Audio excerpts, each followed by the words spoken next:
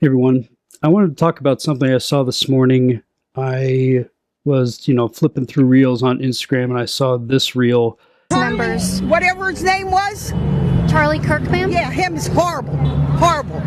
As I was running off to, take care of some family stuff, it stuck in my mind, but maybe not for the reasons you're thinking. I want to explore this, and I wrote down some notes as I was watching the Halloween parade at a grade school. For my kids, this video type, right? I call it gotcha content, right? As in you are looking to borrow a phrase from a book called the Book of Mormon. You're looking to watch others dig pits for neighbors, right? Hoping that people fall into it. It's tribalism. It often sees extreme polar opposites battle while demoralizing the larger center of a society. And I wanted to, and I wrote this down, right? So forgive me for reading from my notes, but I think you'll like this.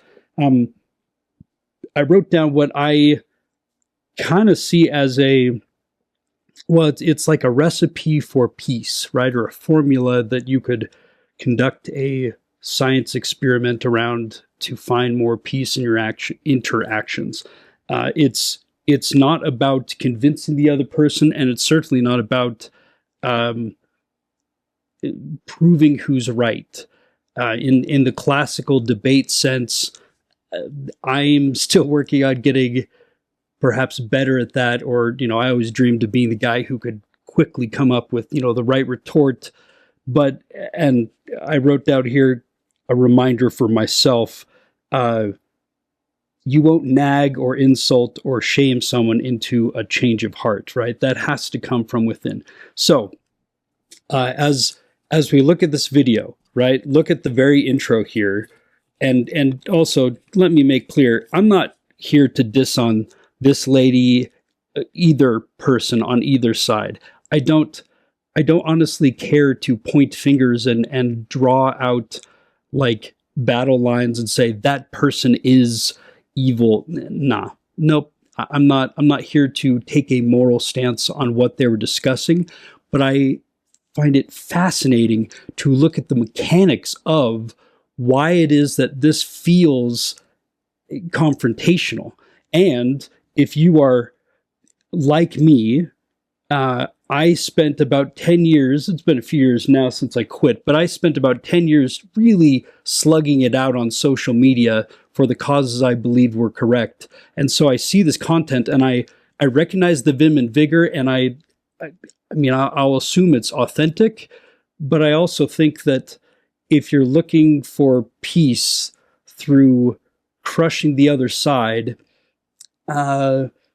that can work, but it's a short-term gain, right? It's a very short game.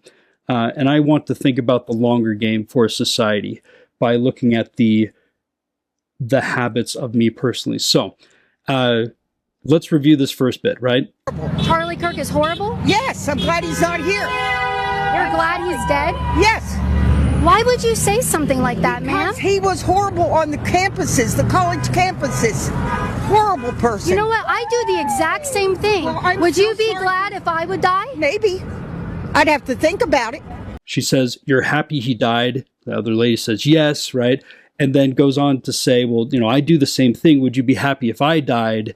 And the lady says, "Well, maybe I'd have to think about it," right? And right there, I think you've already seen that clearly. They're at a protest. It's confrontational, right? It's you are going there to debate, which God bless America and God bless the First Amendment and your right and freedom to protest and to debate and to slug it out in the public forum, verbally, right? Verbally slug it out, but to highly, debate. You do not have to do these things. I'm not saying you should, contend or not contend in my way.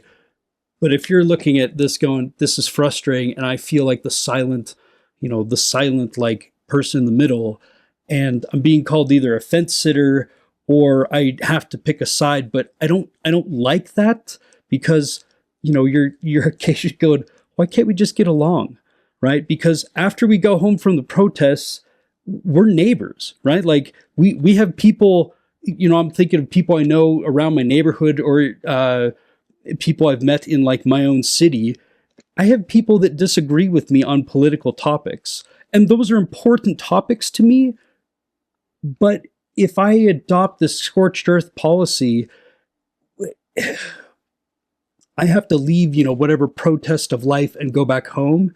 And then I also think, well, so if it's not scorched earth policy, because when I go back home, I have to like look these people in the face and go, how is the PTA meeting? Welcome to church. We're so glad you came here, right? Except for I just like chewed you out, the other day. The message doesn't seem congruent, right? The messaging doesn't seem consistent. My recipe here is a alternative to this that leaves you feeling honest with engaging in difficult topics, because I don't think silence around important topics is it's not going to help anything, right? You don't bridge the gap by just wishing there was a bridge and then like huddling on your side of the gap. The first step here, it made me think about how, reactionary this was. First, I've got some bullet points here. And then I wrote, need more open-ended questions, such as, what are the positive and negative things you saw from his death, right? This video is talking about Charlie Kirk, right? A highly controversial figure, a highly controversial topic, depending on whom you talk to. Some of the controversy is some of the people think that he shouldn't be controversial at all, and some of the people think the controversy is that people don't understand why it would be anything but controversial. But therein lies the problem, right? Is that we talk past each other when we sit there and say, well, how could you, why would you believe that, right? Or like, you want the same evil for me? Pause and go, let's approach this from a bird just landed on the wreath on my door. That's distracting. Let's pause and think, what are better open-ended questions that we could ask? Now, what are the positives and negative things you saw from his death? That right there is a bit of a loaded question. I know. I was writing this quick because I was, participating in like a school, kid event thing.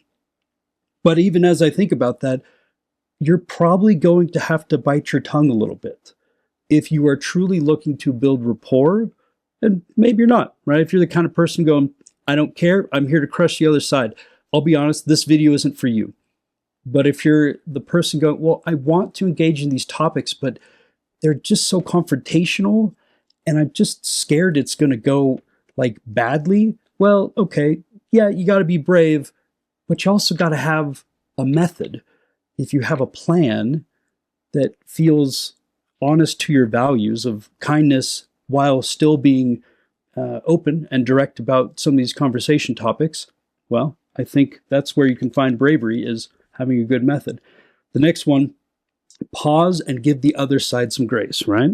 So, and then you can build rapport by saying something like, look, it sounds like you think that this person was just the worst, right? So if I saw, Hitler or Mao Zedong, or like insert the worst person you can think of per your current worldview, and you said, wow, I saw that person, is no longer alive, you have to admit you'd probably feel some positive feelings too. Now, we can moralize and say, should you, or is that a mark of character, lack of character or depravity? That's a debatable thing, one worth discussing. But I'm simply saying, build some rapport by going, well, if this person truly was as evil as you feel, well, yeah, no wonder you'd feel like elation at, a super evil person being gone from the world. Then, step 4, reframe on what divides you in a objective way, right? No name calling, no personal insults. For example, you could say, I think we just disagree that this person was evil or as evil as Hitler, right? Again, those are loaded things. If you hear that and go, well, but he wasn't it. Right. See what's happening? reactionary versus what do I want to act on? If your values are to crush your enemy and to see the bones of your political enemies scattered before you, that is a strategy. I'm not here to moralize that as good or bad. I don't know that it's my strategy. So I suppose in that way, like, it's not something I choose, but I'm really looking to help establish rapport with somebody. Because again, think about it. We are too used to debating randos on the interwebs. If you're having to talk to family members about hot topics, the crushed bones scattered before you scorched earth policy is going to be stressful on those relationships. Do you want that? Again, I don't know that question. You may want that. You may see good in that. I'm here to have you pause and think, do I want that? Step 5, explore epistemology. So epistemology, a word I learned recently, so, I overuse it all the time, but it's basically the process by which somebody comes to believe something, comes to know something, right? And so being able to ask questions like, when did you start to see this person as evil? What events showed you that this person was evil? Or what, evil actions did you see that led you go, oh, that's really evil. That's really bad, right? I don't like that. If you don't like the usage of the word evil, right? If you feel even that might be too inflammatory or too obnoxious, you could just go, hey, when did you start to kind of get the ick, right? Like, when do you go, oh, I don't like what that guy's saying, right? Another one, and you have to be careful with this because it can come off as kind of holier than thou or obnoxious. So, explore it yourself, try it out, see if you like it. And if you don't, be quick to go, I don't know if I like that question. Can I ask a different one? Or can I reframe that? I think that might have been obnoxious. That too will build rapport. But asking them on a scale of 1 to 10, how confident are you that this person was evil or, did the things that you've heard? And again, this particular strategy, but a lot of these come from a book called How to Have Impossible Conversations by James Lindsay and Peter Boghossian. I really love that book.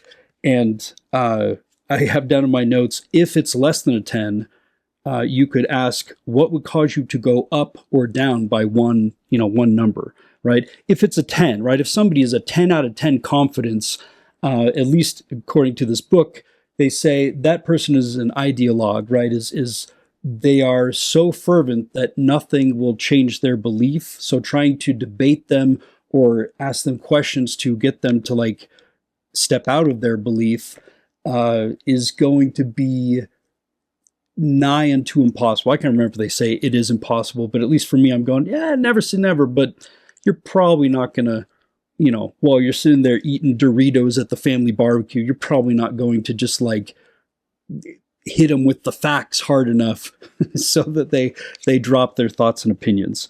But if it's less than 10, right? If they're going, well, I'm pretty confident, even if it's I'm a 9, okay. So what would a 10 look like, right? The goal here isn't to build gotchas. Hopefully you understand. Again, this is not a 5 ways to pwn your, friends and family at the next Christmas party or Thanksgiving. That's not the point. There's other channels that probably do that better. I am looking for a process by which you can pause and go, does this relationship matter to me? And if it doesn't, okay, maybe the answer there is I'm going to leave.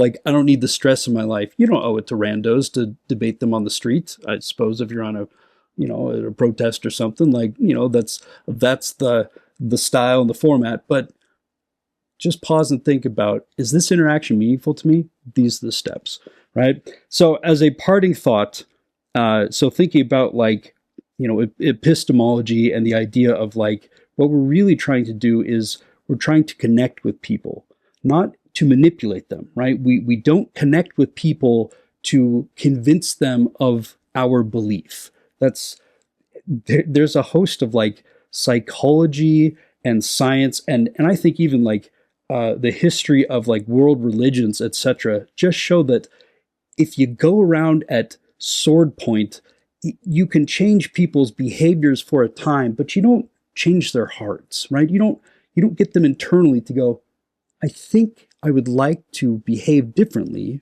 based on new information that I have been thinking about, right? It has to be an internal, moving to external kind of pattern or change. I wrote down here, why questions in debate are often rhetorical statements, not genuine questions to understand, right? So the like, why would you say that? Or why do you believe that? Like, and I suppose you could even, use the classic, like, how could anyone believe that? Again, this is a trick from How to Have Impossible Conversations. But the book points out that you should probably either change that into a statement, right? If it's like, hey, I find that offensive, or I'm really struggling to understand, like, how someone could believe that. Just to admit, like, I'm just having a hard time. That just is so different from me, or so offensive to me. I'm struggling. If you can admit that as not as a like a moral grandstanding point of saying, how could anyone believe that? Which the inference is that anyone who believes that is amoral, right? Is evil, is bad, in my opinion. But you're trying to do this in this kind of faux virtuous, I'm asking questions, so I clearly, I'm like Socrates over here. I'm just asking questions. It's not about asking questions. It's about asking the right kind of questions. And so using why questions, right? Of why would you think that way?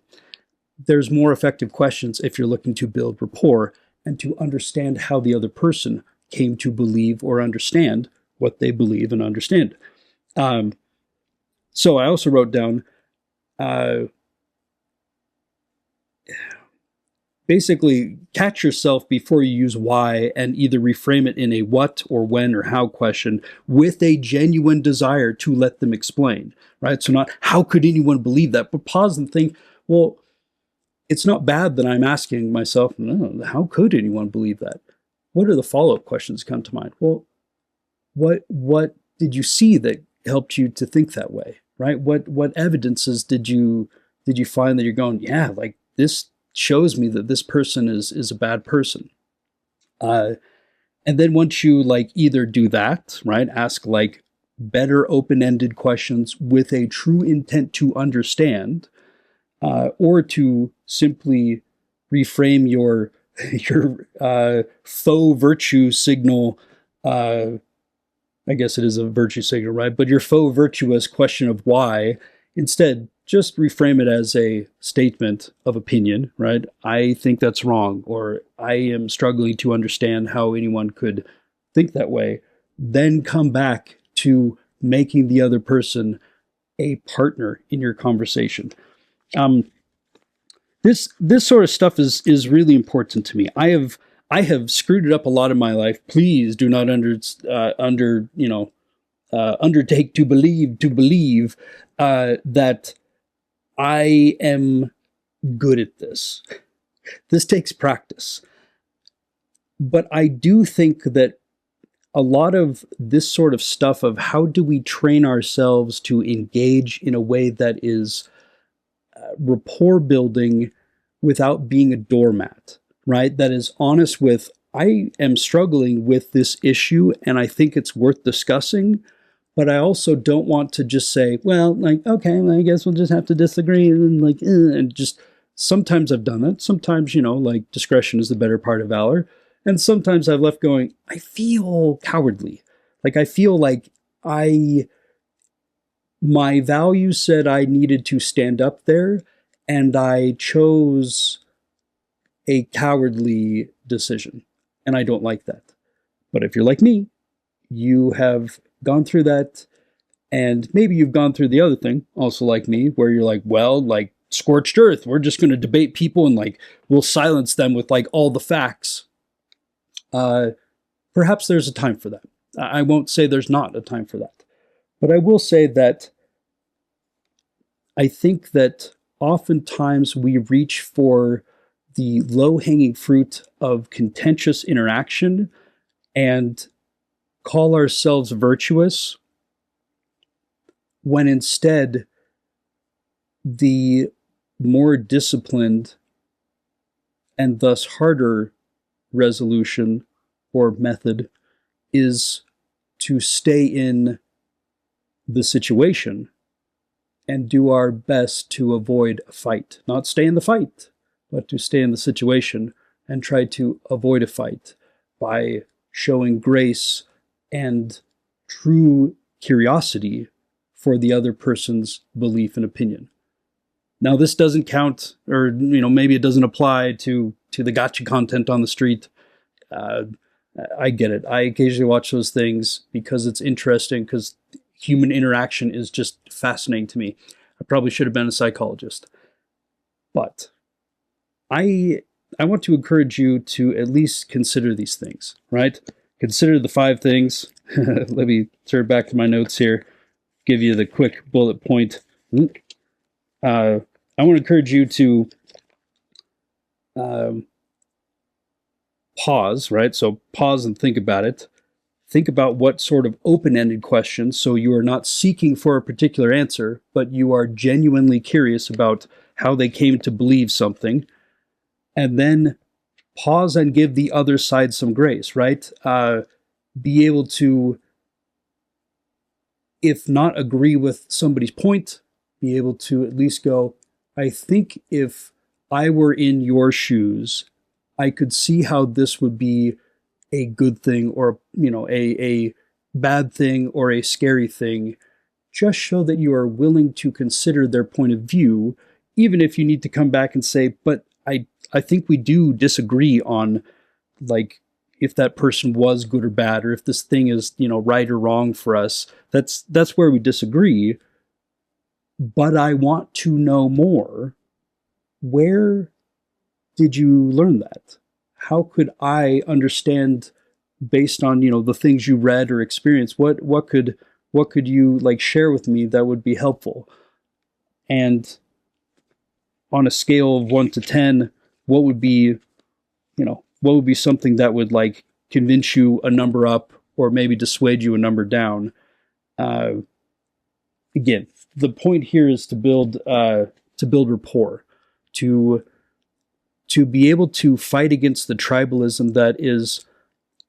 It has a primitive survival mechanism utility, but our brains so often misattribute the situations to survival, when instead we're having a conversation with somebody.